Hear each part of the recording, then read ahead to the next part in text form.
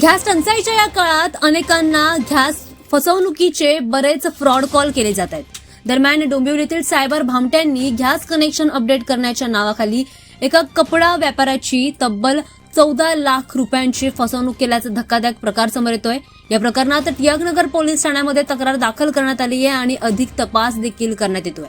माहितीनुसार डोंबिवली पूर्वेतील गोपाळनगर परिसरामध्ये राहणाऱ्या एका कपडा व्यापाऱ्याला एका अज्ञात व्यक्तीने फोन केलाय आणि मी महानगर गॅसमधून बोलतोय असं सांगितलंय. तुमच्या भागात नवीन गॅस पाईपलाईन टाकली जाणार आहे, त्यामुळे जुनं गॅस कनेक्शन बंद होणार असून ते अपडेट करण्यासाठी ऑनलाईन 12 रुपये पाठवा असं सांगून त्या व्यक्तीने व्यापाऱ्याला विश्वासात घेण्याचा प्रयत्न केला. मात्र व्यापाऱ्याला संशय आल्यामुळे त्यांनी कोणतीही माहिती दिली नाही किंवा कोणत्याही प्रकारचे पैसे त्याला पाठवले नाहीत.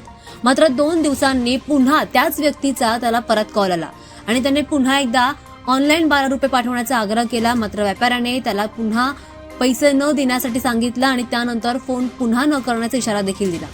मात्र त्याचनंतर रात्रीच्या वेळेला व्यापाऱ्याच्या मोबाईलवरून बँक व्यवहाराचे संदेश येऊ लागले. त्याच्या अकाउंटमधून पैसे कट झाल्याचा मेसेज त्या व्यापाऱ्याला आला. त्याने फोन तपासल्यानंतर त्याच्या खात्यातून 8 वेगवेगळ्या व्यवहारांद्वारे 14 लाख रुपयांची रक्कम काढण्यात आल्याचं समोर आलं.